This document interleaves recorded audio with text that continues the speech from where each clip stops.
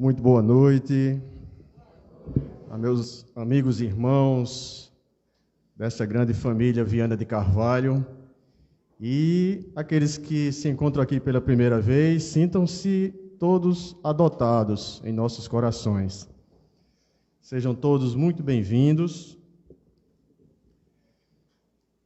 O nosso tema de hoje, eu não gosto de chamar palestra, porque palestra leva a entender que nós temos algum conhecimento acima daqueles que estão nos assistindo, que na realidade não é verdade. Trata-se de uma reflexão espírita acerca do sentido da vida. Trabalhar, comer, dormir, reproduzir, adquirir. Observamos que há séculos a vida humana é regida por esses verbos.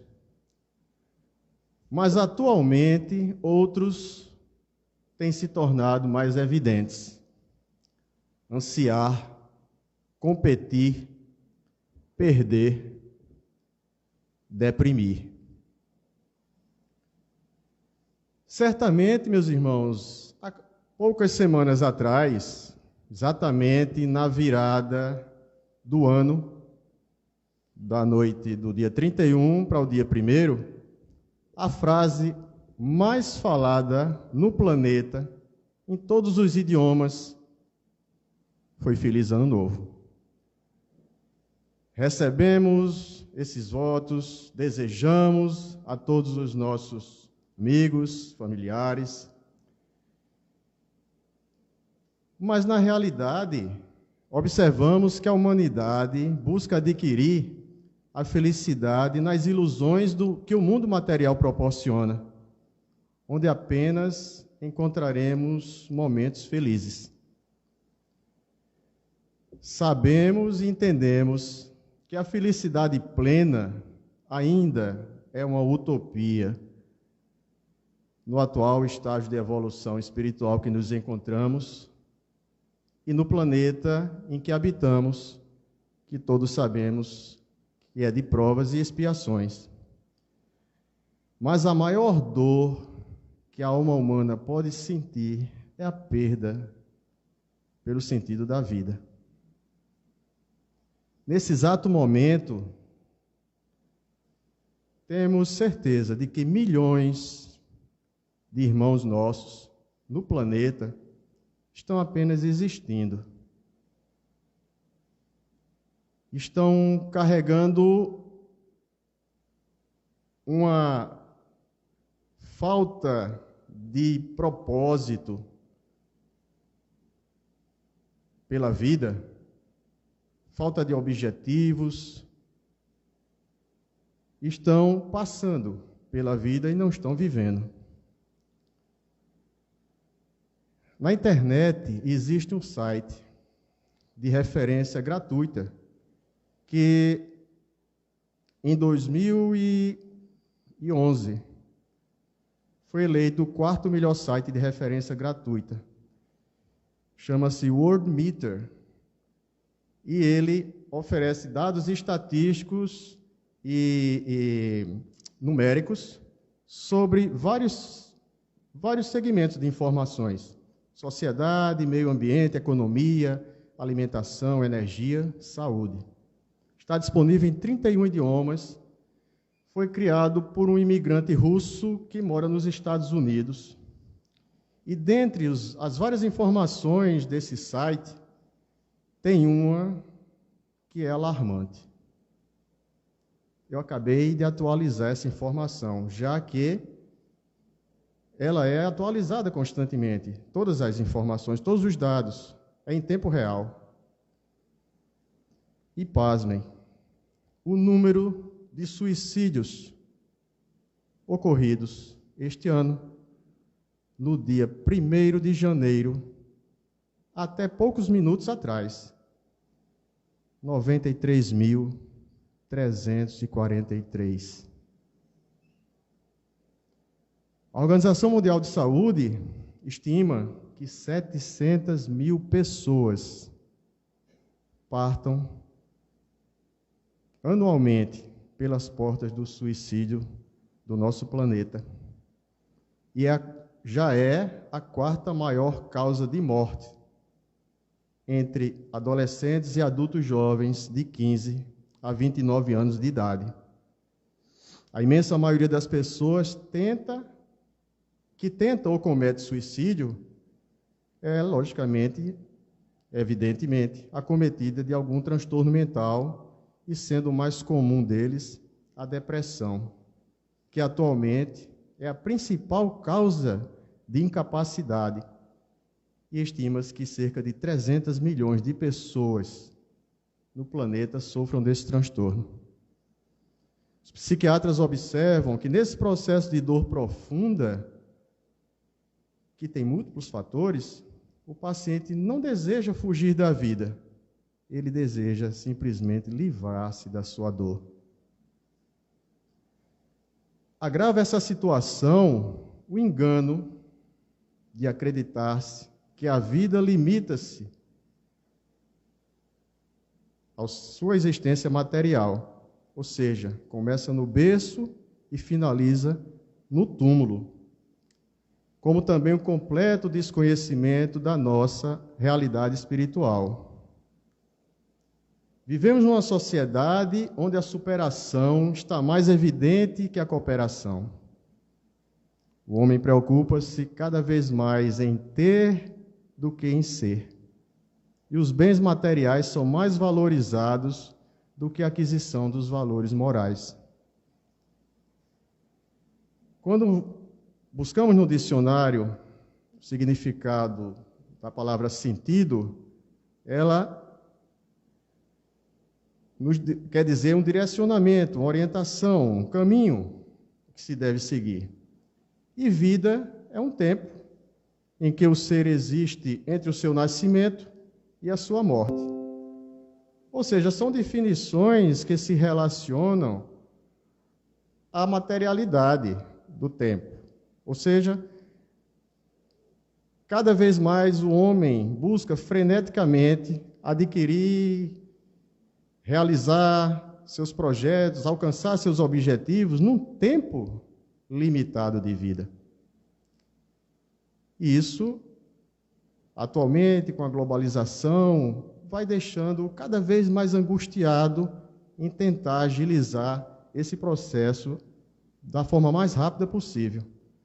Quando, na verdade, devemos entender o sentido da vida quanto ao seu significado diante da imortalidade do espírito, onde a vida é infinita, mas composta de várias existências no plano material que ocorrem pela bênção da reencarnação. Começamos a entender o verdadeiro sentido da vida quando reconhecemos que não se resume apenas à conquista dos bens materiais. Impermanência e imortalidade.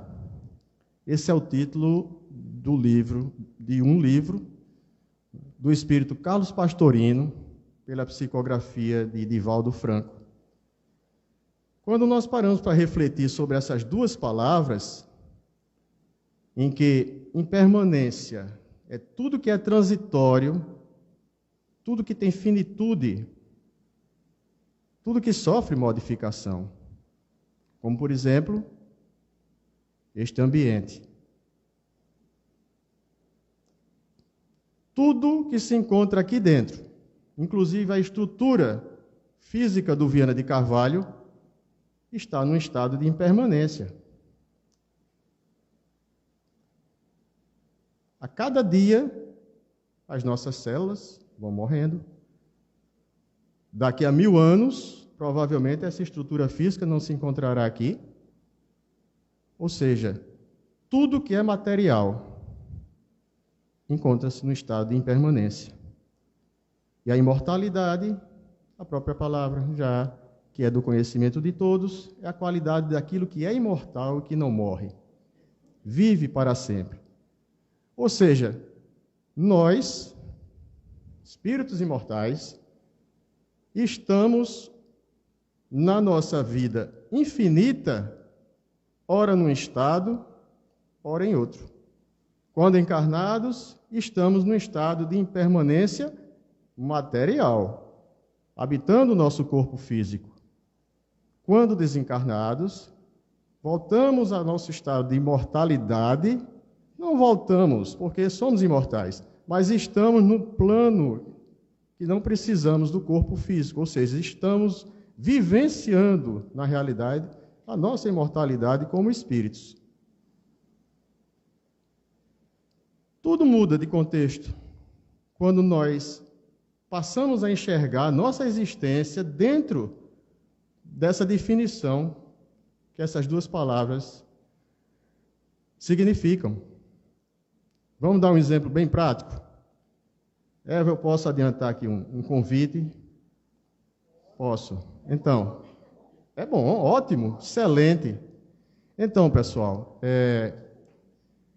anote aí na agenda de vocês, dia 12 de março, tem um palestrante aqui excelente. É a sexta-feira, hein? 12 de março, certo?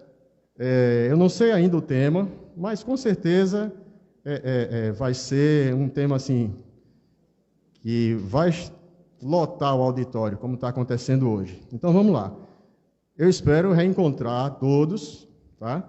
12 de março de 2113. Vamos lá, marcar esse compromisso? Por que não? Não estaremos aqui com esse corpinho que nós estamos aqui, né, exibindo, mas estaremos. Alguém tem alguma dúvida que tem vários irmãos desencarnados aqui assistindo essa palestra? Garanto que Eva vai estar, vai não, Eva? Olha, daqui a um século a gente se encontra aqui, ótimo. Tudo muda de contexto. A vida é imortal. Exatamente no livro, o espírito Carlos Pastorino diz: considerada a vida uma sublime concessão de Deus, que se apresenta no corpo ou fora dele, poder-se-á melhor enfrentar os desafios existenciais e as dificuldades que surgem, quando na busca da autoiluminação. Tudo muda de contexto, porque por maior que seja a dificuldade, a dor, o sofrimento, nós sabemos que ele não vai ser infinito, que ele vai passar, que ele é uma lição, que ele é um aprendizado. Infinita é a nossa vida. O espírito é imortal, ao contrário de Deus, que é eterno. O espírito foi criado, simples, ignorante, como muitos sabem, e consta na resposta da pergunta do Livro dos Espíritos, número 115. A vida corporal ela é transitória e passageira, não mais que um instante diante da eternidade, enquanto a vida espiritual é a vida normal do espírito imortal.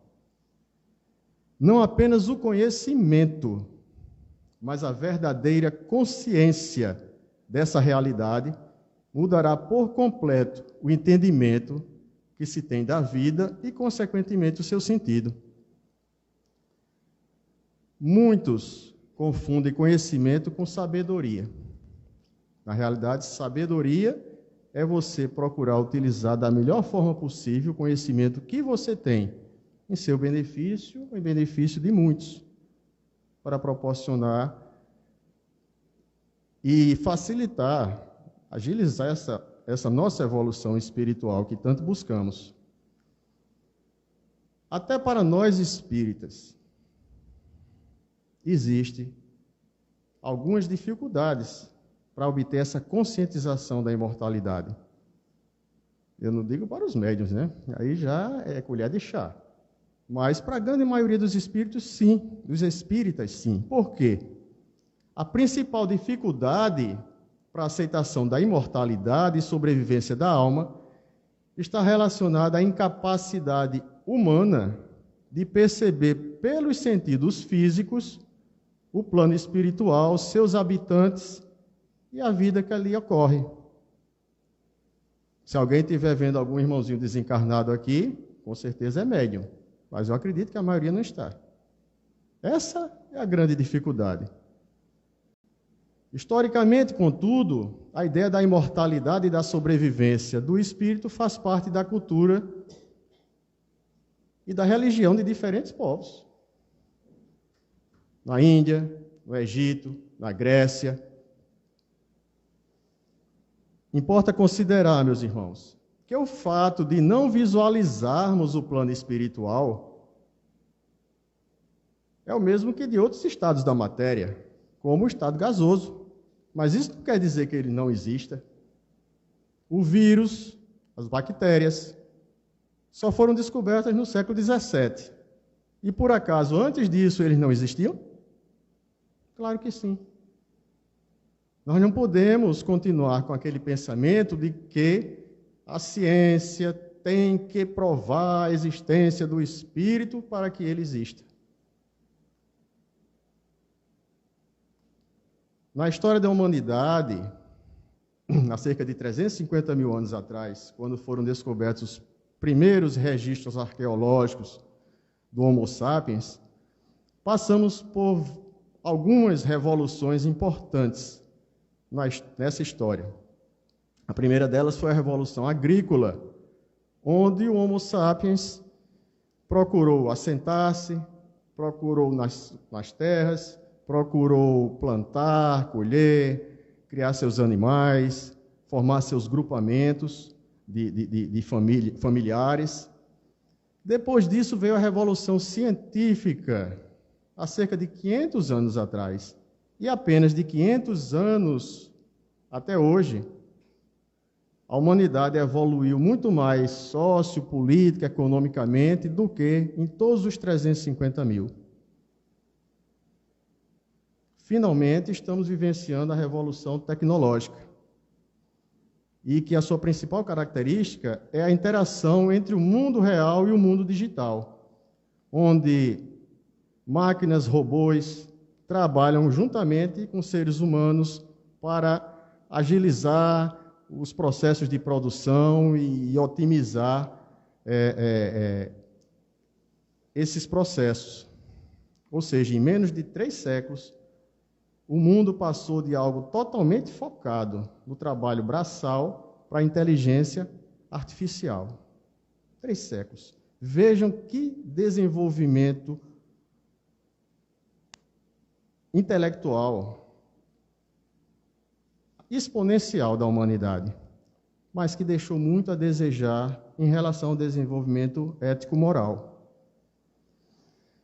Sabemos que o grande marco da história da humanidade para ajudar o desenvolvimento moral do homem ocorreu há 2000 anos.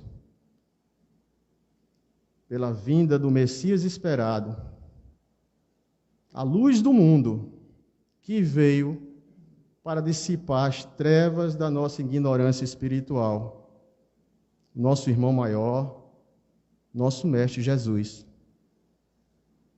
Muito embora a sua vinda tenha ocorrido há 2000 anos, ainda buscamos compreender em toda a profundidade a essência da sua mensagem, pois ela destina-se a nós, espíritos imortais. Com o surgimento da doutrina dos espíritos em 1857, codificada por Allan Kardec, foi que a humanidade passou a ter acesso a respostas que sempre intrigaram os curiosos, os filósofos, os cientistas. Quem somos? De onde viemos? Para onde vamos? O Consolador tinha chegado, conforme prometeu Jesus.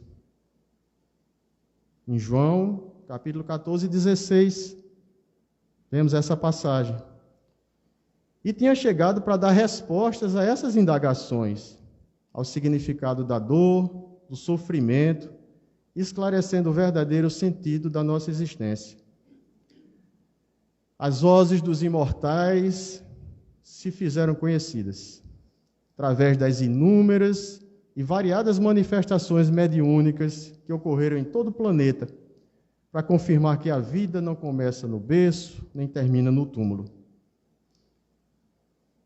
Passamos a entender a vida humana como uma fase do espírito, que o espírito imortal precisa obrigatoriamente passar, para, através das múltiplas existências vivenciadas na matéria, adquirir valores que irão contribuir para a nossa trajetória evolutiva. Na pergunta 132 do Livro dos Espíritos, Kardec pergunta à espiritualidade superior: qual o objetivo da encarnação dos espíritos? Por que devemos nós sair da nossa verdadeira morada, do plano espiritual, para habitarmos um planeta de provas e expiações num corpo material?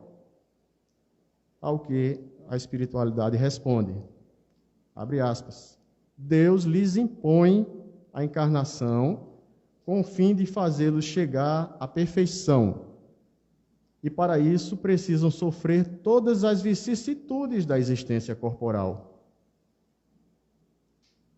A encarnação, ela é imposta, é uma lei divina.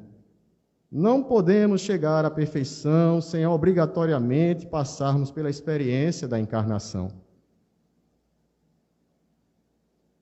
E passando por essa experiência, aqueles que evidentemente têm um período de vida material mais prolongada e passa pela infância, adolescência, a vida adulta, a idade senil, vai obrigatoriamente vivenciar todas as dificuldades, todas as vicissitudes que são impostas por essas diferentes fases da vida.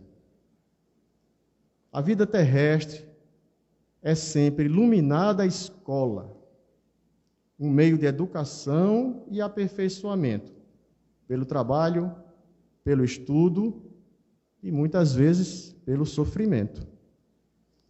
A vida, em essência, é evolução, rumo à perfeição. Como nos pediu o Mestre Jesus, sede perfeitos, como perfeito é o vosso Pai Celestial. Só que, evidentemente, a razão nos diz que essa perfeição sempre será relativa, nunca absoluta. Perfeição absoluta é a do Criador.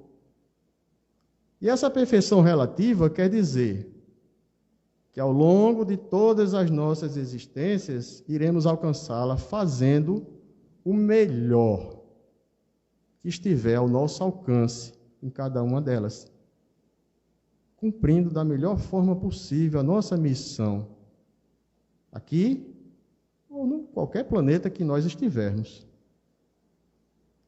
Continuando a resposta, a espiritualidade diz: visa ainda a encarnação, outro fim, o de pôr o espírito em condições de suportar a parte que ele toca na obra da criação.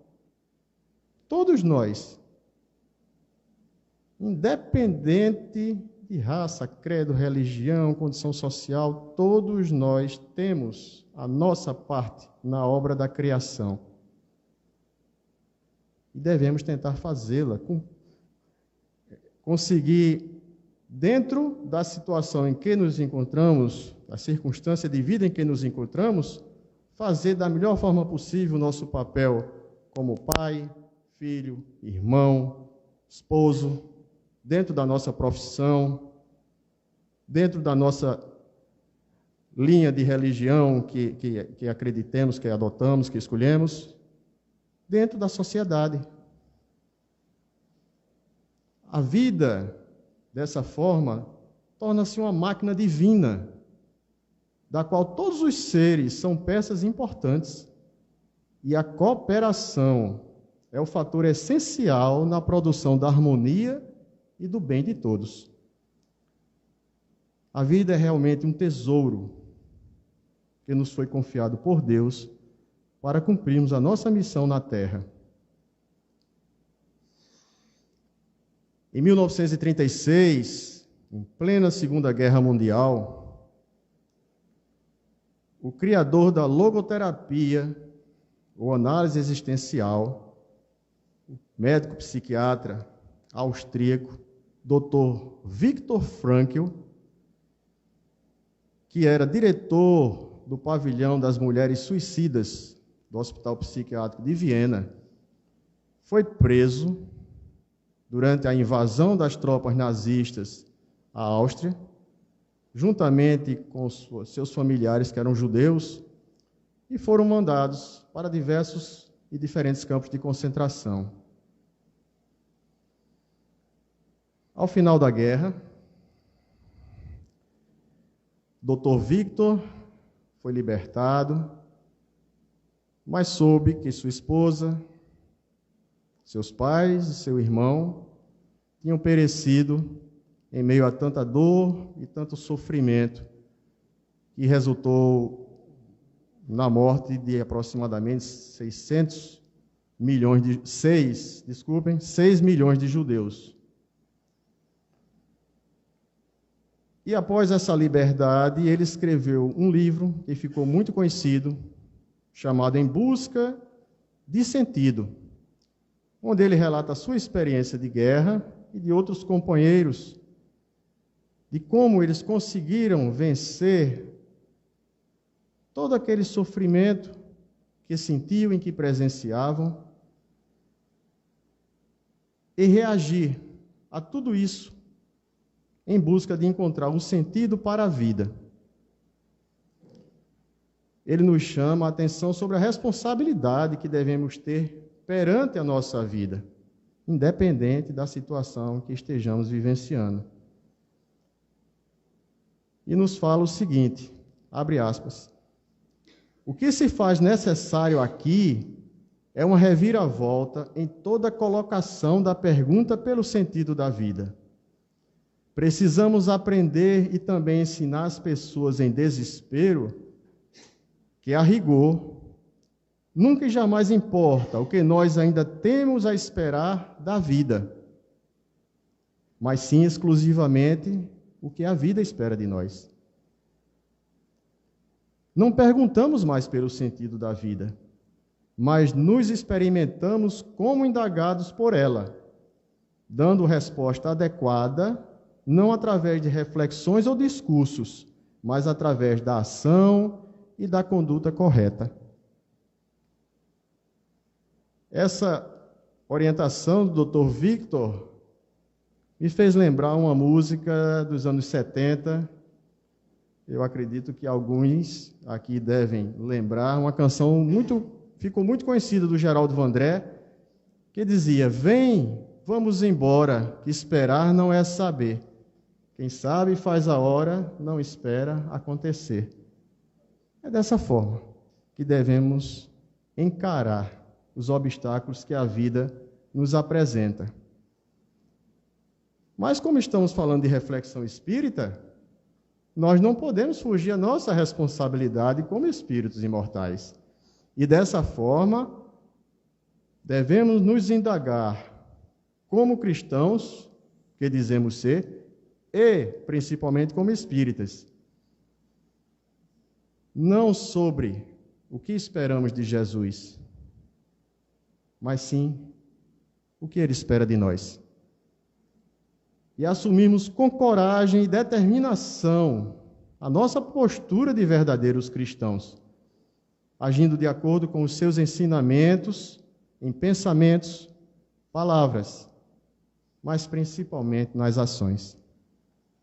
No capítulo 5 de Mateus, Jesus nos disse que somos o sal da terra e a luz do mundo, e que ninguém deveria acender uma candeia, colocá-la debaixo do alqueire, mas colocá-la no velador, para que iluminasse a todos que estão ao seu redor. E que deveríamos resplandecer essa nossa luz diante dos homens, para que fossem vistas as nossas boas obras e o Pai Celestial fosse glorificado. Em João, capítulo 10, Jesus lembra por que veio a nós. Eu vim para que todos tivessem vida e vida em abundância. Evidentemente, meus irmãos, que não podemos achar, como algumas correntes religiosas acham, que Jesus queria que tivéssemos abundância de bens materiais. Porque ele mesmo disse: não acumuleis tesouros sobre a terra, onde a traça e a ferrugem podem corroer. Porque devemos acumular bens espirituais, virtudes imperecíveis que nos acompanharão durante toda a imortalidade. Porque aonde estiver o nosso coração, é que aí estará o nosso tesouro. Na busca do sentido da vida, precisamos praticar o amor que nos aproxima do outro, a fé que nos aproxima de Deus e a caridade que nos aproxima de nós mesmos através da nossa autoiluminação. No livro Estude Viva, o Espírito Emmanuel pontua uma orientação sobre a caridade e diz que caridade não é tão somente a divina virtude, é também o sistema contábil do universo, que nos permite a felicidade de auxiliar para sermos auxiliados. Alerta que um dia, nas alfândegas da morte, toda bagagem daquilo de que não necessite ser-te-á confiscada. Entretanto, as leis divinas determinarão que recolhas com avultados juros de alegria tudo o que destes, do que és, do que fazes, do que sabes e do que tens em socorro dos outros. Não digas assim que a propriedade não existe ou que não vale dispor disso ou daquilo. Existe. Em verdade, devemos a Deus tudo o que temos, mas possuímos apenas o que damos. No Evangelho segundo o Espiritismo, no capítulo 15, Kardec comenta sobre a caridade, dizendo que toda a moral de Jesus se resume nela e na humildade, as duas virtudes contrárias ao orgulho e ao egoísmo, e que todos os ensinamentos de Jesus apontam essas duas virtudes como o caminho para se alcançar a eterna felicidade. Foi dessa forma que Jesus, quando interrogado pelo doutor da lei sobre qual o maior mandamento, ele disse que todas as leis e os profetas se resumiam apenas a dois: amarás a Deus com todas as tuas forças e ao próximo como a ti mesmo. E para que não houvesse dúvida do que seria amor a Deus e amor ao próximo, e ele, quando se referiu ao segundo, disse: aqui está o segundo mandamento semelhante ao primeiro. Ou seja, impossível amar a Deus se não amarmos nosso próximo, e vice-versa. Jesus, naquela tarde iluminada, em que subiu ao monte para falar aos seus discípulos e à multidão que se encontrava presente, nos deixou como palavras de vida eterna, uma bússola de orientação para o caminho que deveríamos trilhar em busca da felicidade. Quando ele disse: felizes os humildes, os que sofrem resignados, felizes os mansos e justos,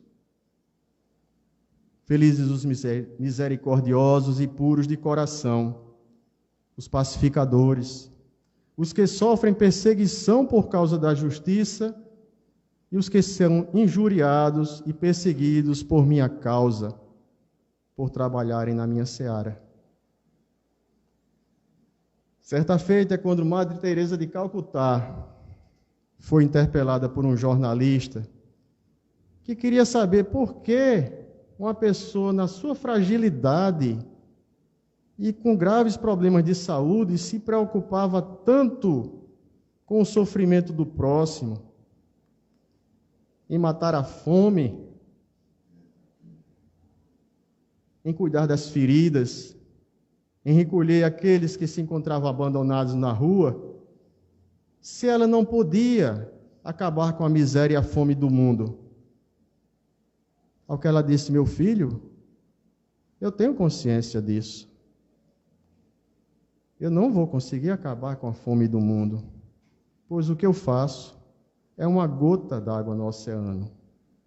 Só que o oceano seria menor sem essa gota. E é dessa forma que eu vejo o Centro Espírita Viana de Carvalho. Ele é uma gota d'água em meio a esse oceano de dor e de sofrimento. Mas pelo trabalho incansável de mais de 100 abnegados voluntários do bem, o Viana de Carvalho leva mensalmente comida ao prato de mais de 200 famílias carentes, através da campanha do Quilo, campanha São Francisco. Ele leva esperança de vida aos que estão à espera de um doador de sangue, através da campanha Amigo Doador. Ele leva aconchego, carinho e alegria às crianças que estão hospitalizadas em tratamento quimioterápico, através do projeto Fábrica da Alegria. Ele oferece evangelização e carinho às gestantes e seus futuros bebês, através da campanha do Enxoval. Ele promove dignidade e autoestima a muitos irmãos que aqui frequentam através dos projetos Semear e Lendo com Jesus.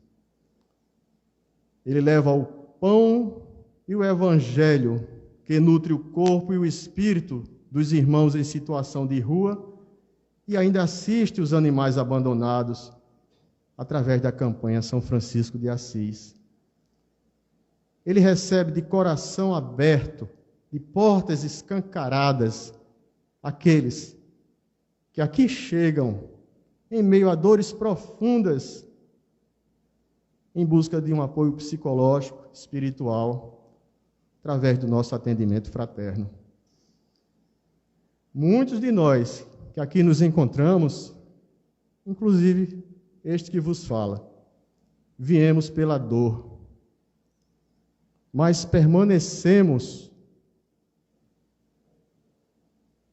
e com certeza permaneceremos ao longo de nossa existência pelo amor.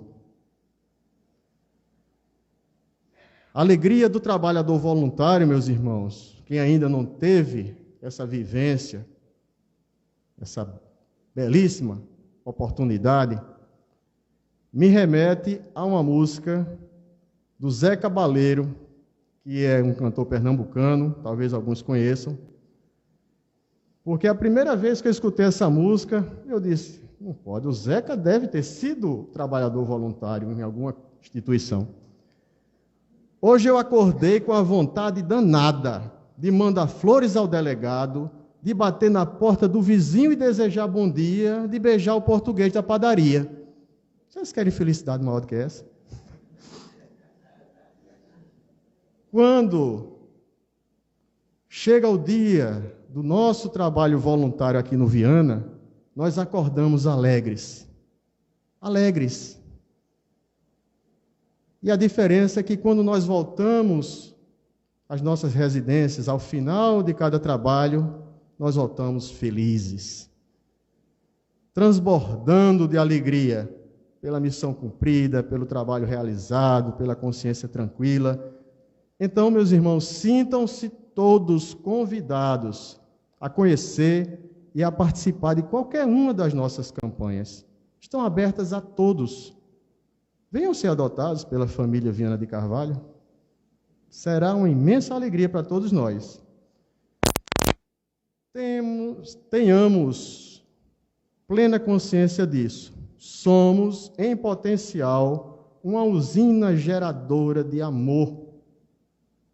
E como usina, não devemos acender a lâmpada, apenas 1, 5, 10, 50 lâmpadas referentes ao coração dos nossos amigos e familiares. Vamos espalhar essa energia no coração de centenas, milhares ou milhões de pessoas, a depender do trabalho e da causa do bem que você venha se engajar. Vida e tempo são os dois patrimônios mais valiosos que Deus nos concede. E a respeito desses dois patrimônios, o espírito André Luiz, pela psicografia de Chico Xavier, nos alerta. Lembremos que a vida e o tempo são concessões de Deus, diretamente a cada um de nós. E acima de qualquer angústia ou provação, a vida e o tempo nos responderão com a bênção da luz ou com a experiência da sombra, exatamente como desejarmos. Finalizando minhas reflexões sobre o tema da noite, essas reflexões me levaram a outros verbos, no qual devemos direcionar as nossas atitudes para dar um verdadeiro sentido à nossa vida. Trabalhar, servir, aprender, amar, evoluir. Pois na vida, meus irmãos, só existe um mal a temer, aquele que ainda exista em cada um de nós. E para finalizar, eu gostaria de desejar a todos que nos assistem e aos amigos do Viana todo o amor que de Deus emana. Que em todos os dias de 2023, o Mestre Jesus esteja com vocês, trazendo muita saúde e paz, pois na conquista da felicidade devemos todos correr atrás. Muita paz para todos.